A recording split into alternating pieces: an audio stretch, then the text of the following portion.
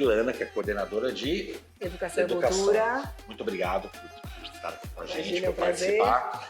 Eu fico muito impressionado com esse aqui. É idêntico praticamente ao que tem lá. Pode explicar isso?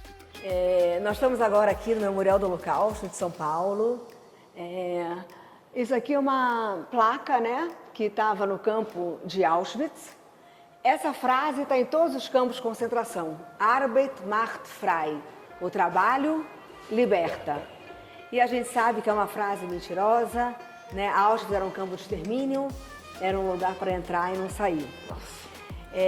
Especificamente nessa placa, né, nesse formato de Auschwitz, a gente pode reparar que o B está ao contrário. E tem uma explicação? Sim. E aí, por que esse B estaria ao contrário? Será que os judeus, ferreiros judeus que fizeram essa placa como trabalho escravo, não sabiam escrever? Será que eram analfabetos? Claro que não. Tinham médicos, advogados, professores.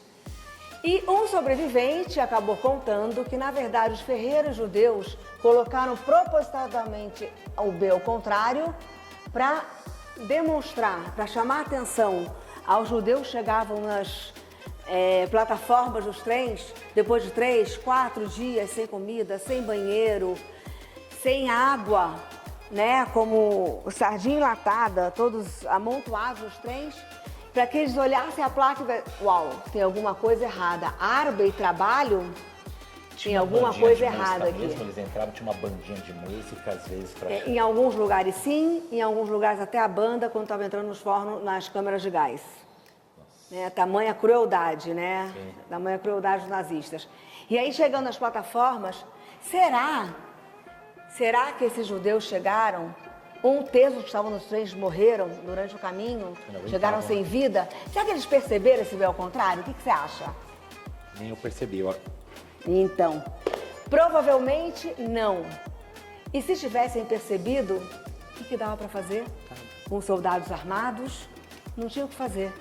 Mas mostra o quão os judeus ferreiros que fizeram essa placa tiveram a intenção de alertar. Pode ser... Essa foto é emocionante para mim, é uma das mais impressionantes. Sim, na verdade, essa foto é no gueto de Varsóvia, né? Teve a revolta do gueto de Varsóvia, uma grande resistência judaica aos nazistas. E quando os nazistas chegam no gueto, né, e tomam o gueto novamente, essa criança e esses judeus saíram, né, dos bunkers, esconderijos, nesse momento. É uma foto ícone, né? Maravilhosa. E aqui? Bom, vamos lá, você faz o percurso e vai me mostrando. Então vamos lá. Aqui a gente tem um prisioneiro, né, dentro de um campo de concentração, com pratos de batatas. Será que eles tinham essas batatas para comer? Não. Claro que não. As batatas eram para os comandantes, para os soldados. Na verdade, os prisioneiros ganhavam o quê? Uma sopa da casca de batata, né, uma água suja, né, que dava mal-estar, segundo um sobrevivente, Andor Stern, que foi o único sobrevivente brasileiro, né, no Holocausto. Ele falava que dava dor de barriga, passavam mal, nem sabia o que tinha naquela sopa. Essa roupa e era isso que eles ganhavam. Mesmo? Não, essa roupa é uma réplica, tá? Muito bem feita. É uma réplica. Muito bem. E eu gosto muito dessas placas que vocês colocam aqui. Sim, porque na verdade, se a gente for pensar, como que surgiu, né, o Holocausto? Ele não começou com campos de concentração, com campos de extermínio, com câmeras de gás. Ele foi o resultado do quê? Do ódio, do preconceito, do racismo, da intolerância, do antissemitismo. Então ele começou paulatinamente e ele foi crescendo. As pessoas foram aderindo a essa ideia de ódio, né? Por isso, quando a gente recebe os adolescentes, eu falo, tomem cuidado com os discursos de ódio. Nós temos liberdade de expressão, mas a liberdade de expressão termina quando o seu discurso visa lesar alguém, fazer mal a alguém. Mal a alguém, isso. Batata era um artigo de luxo, né? Com certeza. Aqui a gente teve entrevista aqui, tem esses quadros aqui. Explica um pouco o que é o antissemitismo, né? Que é um ódio infundado contra a comunidade judaica. Infelizmente... É um ódio contra ser o que você é, né? Mas o antissemitismo, ele está diretamente ligado ao povo judeu. Ah, entendi. Né? Eu posso... Então, por ser judeu. Sim, então o ódio ao povo judeu. Tá? Então, ódio religioso, é um ódio histórico, étnico, sem motivo. Né? Não existe um motivo aparente. Por mais que tentem dar motivos, o antissemitismo não tem motivo. É. Lindo essa aqui, ó. Agora aqui é o cronograma, todo o período, né? Então, Eu falei que as pessoas começam de 39, não, começa de 33, exatamente. 39 foi a Segunda Guerra Mundial. Sim. O Holocausto, né? A Shoah, ela começa em 1933 com a subida de Hitler ao poder. Democraticamente, né? O voto foi dado pelo povo. No começo ele fez tudo, entre aspas, certinho, né? E depois ele mostrou o que ele realmente queria fazer. Então, em 1934, ele já assume o cargo de chanceler e presidente. Olha. É a única liderança. Em 1935, as leis de Nuremberg, né? A lei da proteção do sangue e da honra alemã. Então, você já divide os arianos e não arianos, toda a política de segregação de raças, né? E os judeus são totalmente segregados da sociedade nesse momento.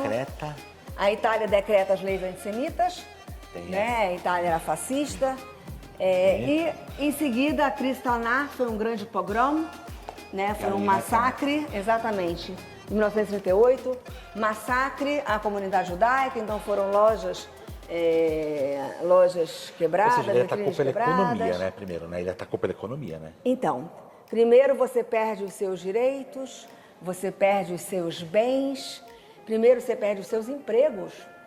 Né? Então, professores, né? Como somos, professores judeus perdem seus empregos, advogados perdem seus empregos, né? E as vagas são dadas aos arianos, ele promete realmente melhorar a economia, né? Para aquele ariano melhorou a economia, né?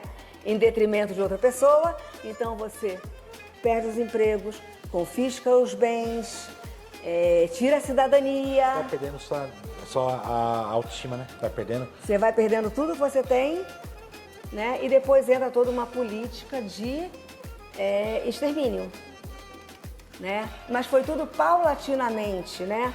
Passo a passo, com a conivência de uma população civil. Que é uma propaganda, né? Então a propaganda foi a alma do negócio, né? Então a gente fala que a população civil, gente como a gente, foi conivente com isso. E os próprios nazistas também eram gente como a gente. Eles acreditavam, né? Eram seres humanos como nós. Então, como foi humanamente possível? Como um ser humano pôde fazer tanto mal ao outro ser humano? Né? Essa é a pergunta, né? O que leva, né? O que leva... Então... É a propaganda, é o ódio, é acreditar que aquelas pessoas eram o mal da sociedade. Você olha uma foto dessa, você não acha linda? Você se comove, você se abraça, não é? Exatamente. E esses... População abandonada, estou aqui, olha, sou o seu salvador. Isso é muito perigoso, né? E aqui, esse é o culpado. Né? E o estereótipo de um judeu, a gente sabe que não existe biotipo judaico, né? Existem judeus com pele mais clara, pele mais morena, judeus negros, judeus etíopes, né? Com diferentes ideologias políticas, né? Então, e pensamentos, então não existe um biotipo judaico. Né? E, na verdade, a propaganda trazia, né? Um biotipo que causava repulsa. Tem uma foto de uma criança na propaganda nazista, que na real a criança era judia, né? Sim, a menina propaganda nazista era judia. A menina era judia, você sabia disso? A menina era judia. E aí colocaram, linda assim, eu digo, colocaram aquele estereótipo que eles colocam, mas era judia. Como a ariana perfeita. E era judia. Tinha até um aparelho que eles mediam, aí mediam o ariano que estava errado e falaram, não, mas é judeu. Tem um filme que aparece um professor numa sala de aula, se não me engano é Europa. Um professor numa antigo, sala, não é? Antigo, numa sala de aula, falando para os alunos, agora eu vou mostrar como que se descobre quem é judeu. E tinha um menino que era, né? Exatamente, aí chama o menino, né? Um menino alto, louro, bonito, um biotipo ariano perfeito, e começa a medir o menino, estão era vendo? judeu, né? Ele é um ariano perfeito. Sim. E, na verdade, Ele era judeu. ele era um menino judeu. Essa propaganda é enganosa, né? Sim. E vamos lá. E aqui? Como tudo, né? Como toda propaganda nazista. Para nós, professores, isso aqui é uma ofensa, né?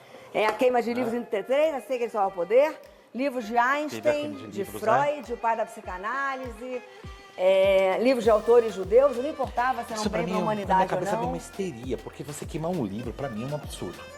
Eu brinco com meus filhos que eu falo assim, livro tem que ser guardado, preservado, cuidadinho. E aí você pega um grupo, uma histeria, eu acho, queimar livro. E isso aconteceu em todas as cidades da Alemanha. E pior, em frente à Universidade de Humboldt, uma das mais prestigiosas universidades da Alemanha. Né? A Alemanha é um dos países mais intelectuais, claro, Exatamente. que fizeram isso. E isso aqui são E a livros... juventude, né? Sim, A a hitlerista que entrou e confiscou todos os livros de bibliotecas, de casas, etc. Tem aquele filme Menina que Roubava Livros. Adoro. Que fala sobre Gente, esse tem episódio. muitos livros que eu depois vou colocar na descrição que tem como você saber de toda essa história. Tem vários livros. Para mim, o mais forte foi o Pianista, eu acho. Aqui, por O favor. filme também é bem forte. Isso em 33, em 38, né? A Áustria já estava sob domínio do Reich, nazista. Então, em 38, a Noite dos Cristais, foi um pogrom, a gente já falou isso, né? Onde destruíram todas as vitrines, queimaram sinagogas, instituições judaicas. A gente pode ver aqui no filme.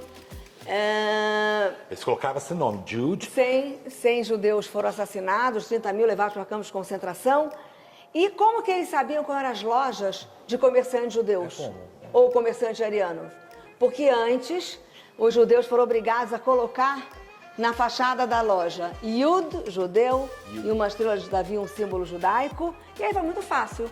Aqui também, Mesmo à noite, loja pichada, ela deve ser saqueada, destruída, né? Era uma loja judaica. E a loja do lado do ariano continuou inteira. E logo depois essas lojas foram confiscadas e passadas para arianos. E aqui? Então, depois da Noite dos Cristais, né?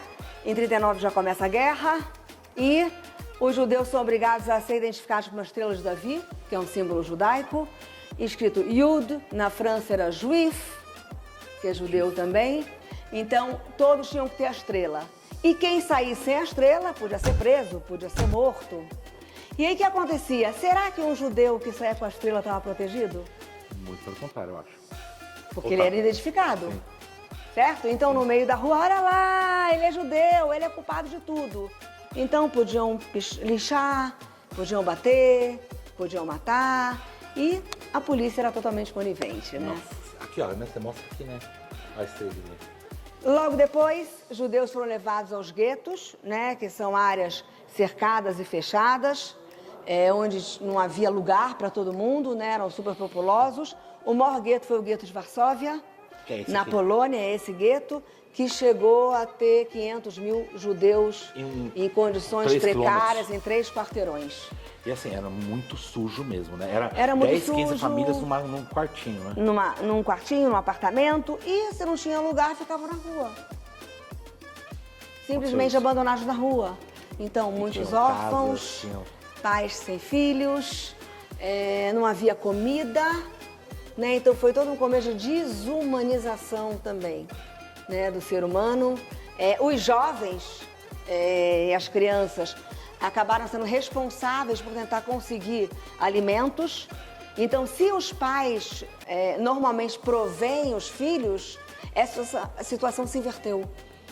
Não tinha infância. Uma estrutura toda foi desestruturada. Então, as crianças muitas vezes cavavam buracos e passavam por baixo do muro para poder conseguir comida por contrabando. Então, um brinco poderia valer 2 batatas, uma aliança, quem sabe, uma forma de pão. Muitas joias se foram, né? Muitas foram confiscadas pelos nazistas, né? Aquela obra ali, e transformadas em lingotes, né, de ouro. Ali a Mona Lisa da Suécia, se não me engano, não é? Aquele quadro ali. Aquele quadro ali foi um quadro, uma moça judia, pintado por Gustav Klimt, um pintor famoso austríaco. E essa moça tem um filme A Dama Dourada, Sim, que vale a pena Ellen Miller, né? ser assistido, né? E nesse filme a gente vê os soldados nazistas entram na casa, confiscam tudo que há de valor. Eram os nazistas, né? Goering era um amante das artes, então muitos quadros foram confiscados e até hoje estão em museus, em casas particulares e não foram devolvidos. Essa foi, né? Não, tá em... Então, esse quadro, ele estava na Galeria Albertina de Viena e ele acabou sendo encontrado por um sobrinho, por uma pessoa, e a sobrinha acabou reavendo o quadro, né? Então, assim, existem vários quadros que ainda estão em casas particulares, em museus. E voltou pra família. Tá? Esse sim, ele ficou, não tenho certeza se está com a família ou se está no Museu de Nova York. Eles averiguar. Chama da Mona Lisa austríaca, né? Porque foi tão impactante, né? Sim, essa pintura. sim. Linda. E quando ela estava fugindo, né, dos nazistas, você vê a conivência da população, mostrando os policiais. Ela foi por ali, ela foi por ali, ela foi por ali, como se fosse uma criminosa. Né? Inclusive, falando de quadros... Por favor. Falando de quadros, no Louvre, nessa é uma reportagem há pouco tempo, tem alguns quadros que sim foram confiscados de famílias judias, porque o Louvre acabou sendo os quadros do Louvre, o diretor do Louvre tentou salvar esses quadros escondendo em castelos, antes dos nazistas chegarem, na França. Só que depois eles fizeram do Louvre um depósito de obras de arte. Então tem no Louvre hoje alguns quadros que pertenceram a famílias judias, mas ninguém sabe quem são os donos ainda. Né? Porque muitos foram assassinados e não tem como reaver esse quadro. Ó, isso aqui, essa foto, essa imagem aqui, Kleber, é bem, ó, armazenamento de tudo. O confisco, né? Os confiscos de tudo de valor, né? E deve ter muito ainda guardada ainda, escondida, deve ter. Com certeza. Inclusive apareceu no jornal aqui que tinha um apartamento na Argentina que eles estavam alugando e aí a foto do apartamento tinha um quadro. E aí alguém identificou o quadro como uma obra que foi roubada pelos nazistas, confiscada, de uma família judia. Quando foram, falaram com a polícia até o apartamento, o quadro, lógico, tinha sumido, né? Fácil, né? Lógico. Então, até hoje, tem em muitos lugares quadros que foram confiscados. Aqui são as alianças, né? Que foram transformadas em lingotes de ouro, né? Que serviram para financiar a guerra, a fuga dos nazistas. Dentes de ouro, né? Também tiraram. Então, na verdade, eles arrancaram, assassinaram as pessoas, arrancaram as obturações de ouro, derreteram para fazer lingotes de ouro. Foi muito dinheiro. Aqui mostra um pouquinho das malas, né? Então, quando você coloca o seu nome na mala, você espera receber essa mala de volta. Né? Encontrá-la de volta. Lógico que essas malas nunca foram devolvidas. Elas iam para um setor chamado Canadá, em Auschwitz, que eram alguns barracões, onde judeus em trabalho escravos eram obrigados a olhar casacos para ver se não tinha bolsos falsos, com joias, obrigado a olhar as roupas, as malas, para ver se encontrava algo de valor. E se alguém pegasse alguma coisa, era risco de vida. Né? E por que o nome era Setor Canadá? Por quê? Porque Canadá era um país bem sucedido na época. Né? Era como se era o setor da riqueza. E cabelo? Eu sempre tive curiosidade do cabelo. Então, chegando aos campos, né, de concentração, os cabelos eram raspados, né? Era dado essa roupa listrada, Ali, Kleber, ó. que não aquecia no frio. Era uma roupa que só era trocada quando eles podiam trocar, só tomavam banho quando o comandante deixava. Se não era a roupa que você trabalhava, exatamente, que você comia aquela sopa e passava mal e sujava e não tinha como trocar. Então era uma forma de... Se acostumavam, de certa forma, né? Não é só se acostumar, é você olhar pro outro e falar, não é gente. Sim. E eles mesmos Não é falam gente. que chega um ponto e fala, tá bom. E o cabelo fazia Então, o cabelo, né? Em Auschwitz era gravado um nome, um número. Então, eles perdiam o seu nome, que é a nossa identidade, e viravam um número. E os cabelos eram usados para quê? A industrialização, né? Da morte. Era usada para quê? Para vedar os canhões, enchimento de colchão, enchimento de almofada. A gordura da pele para fazer sabão, Ah, sério? pele para fazer abajur. Oi? Encontraram abajur em casas feitas de peles humanas. Pessoas na Europa dormiam em travesseiros com cabelos humanos. De pessoas que foram assassinadas Tudo pra nas eles era câmeras de lucro, gás. gerava- Tudo era lucro. E para a sociedade, como não era gente, tá tudo bem. Eu posso dormir em travesseiros de pena de ganso. Ou de cabelo. Qual o problema? Não é gente, qual o problema? Não sabia dessa informação, não.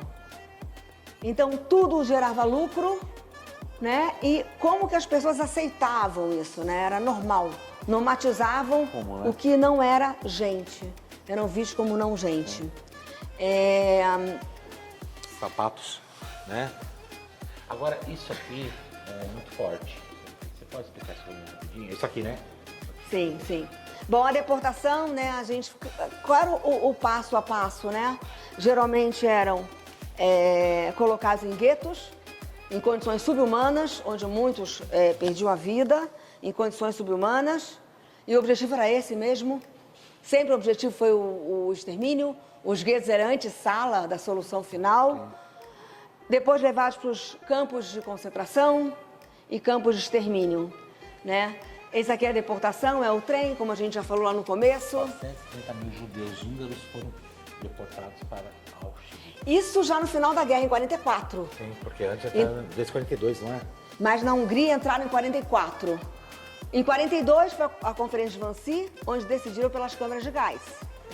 Tá? Mas já haviam sido gaseados com monóxido de carbono em caminhonetes, os deficientes também, físicos intelectuais também, nas mesmas condições.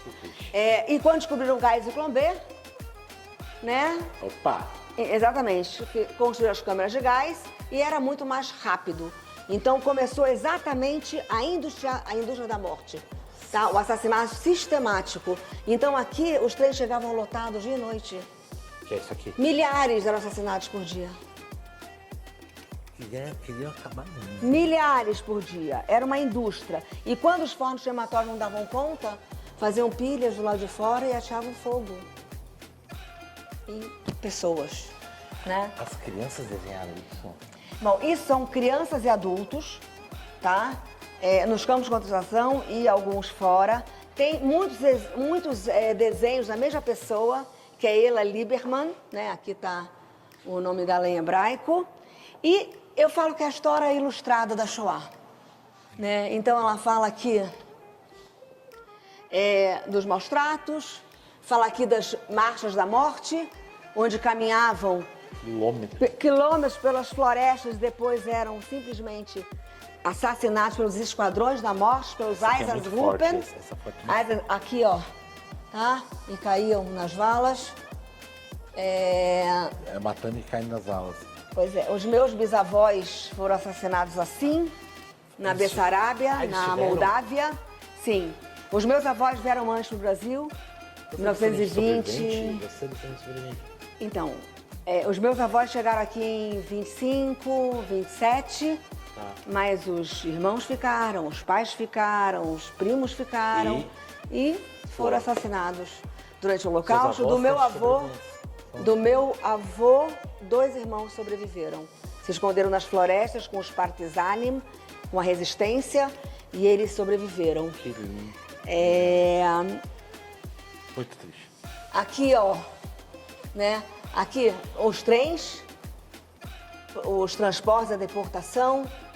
E aqui mostra as câmeras de gás, né? E a crueldade era tanta, a mentira era tanta, que quando eles falam de solução final, né? E não está falando em extermínio. A gente sabe que a solução final era o extermínio do povo judeu, na Conferência de Wannsee. Mas a solução final, não. É só para dar um jeito, uma solução para os judeus da Europa. Entendi. Ele só vai mudar de lugar. A gente não vai fazer mal nenhum. Era um tratamento especial, como eles falavam. Essa aqui também é mais forte. E o que é isso aqui?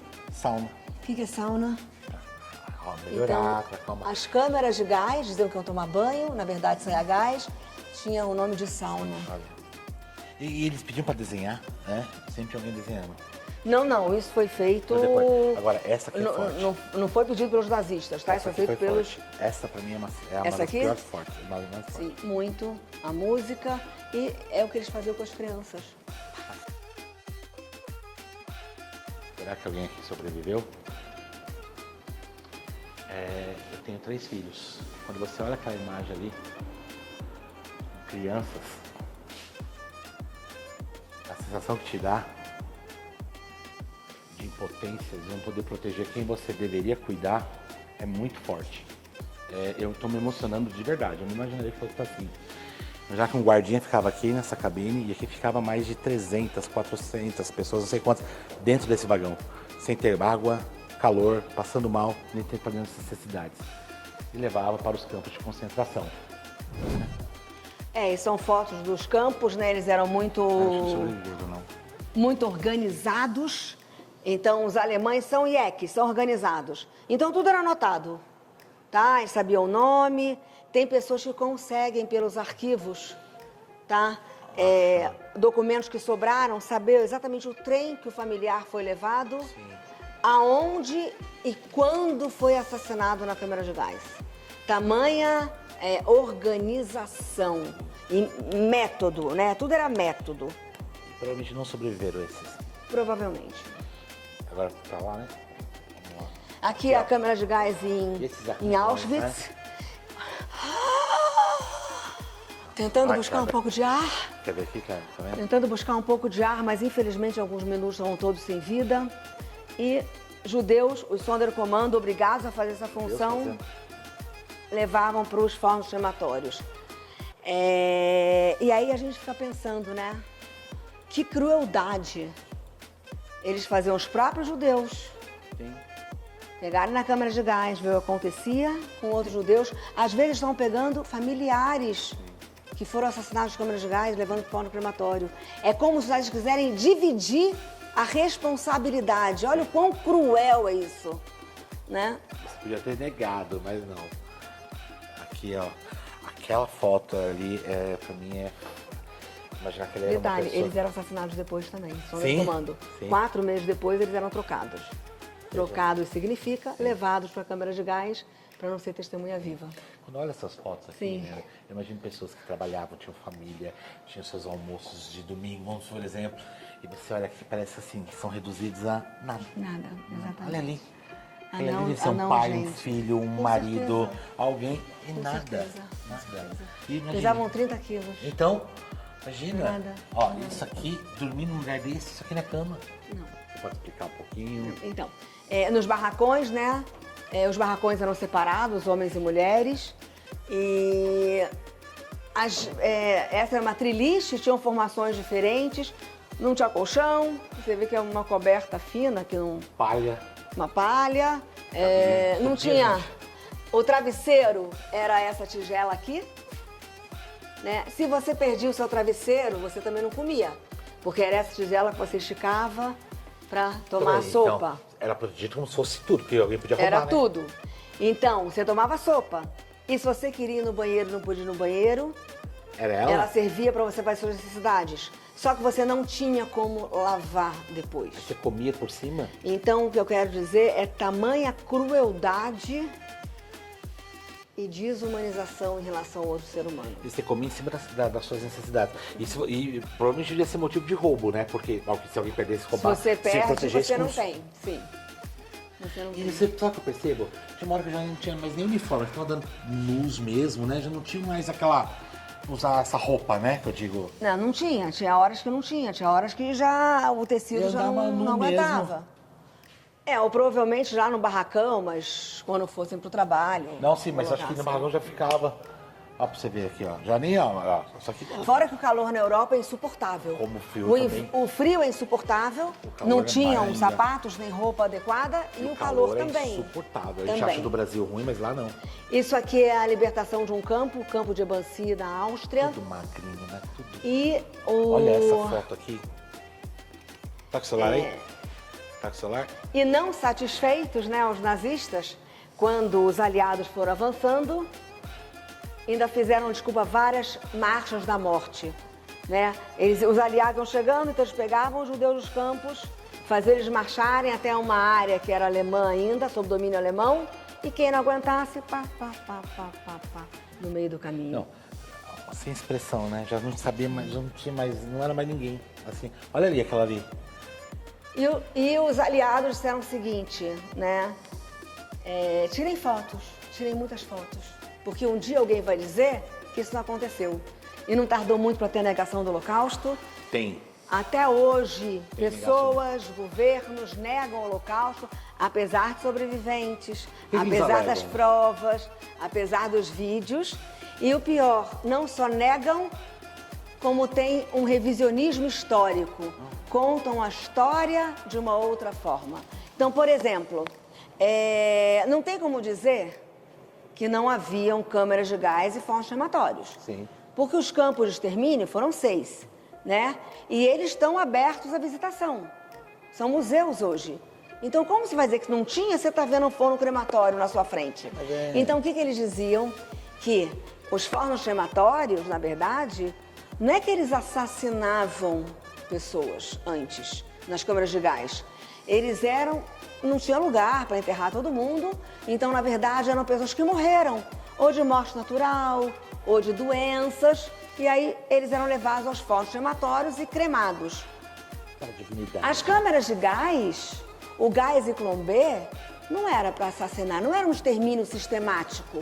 Na verdade, ele era para desinfetar, né? Tinha muitas pessoas com pulgas, com doenças, então era para desinfetar e, eventualmente, alguém morria.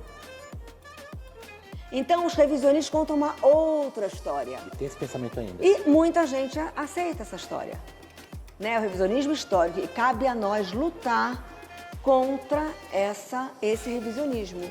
A gente tem a missão de contar a verdade, né? Porque quem não conhece o passado está fadado a não ter um futuro. Então, a gente tem um compromisso com a verdade. E a memória não pode ser esquecida. A memória não pode ser esquecida. E nada disso pode se repetir com ninguém.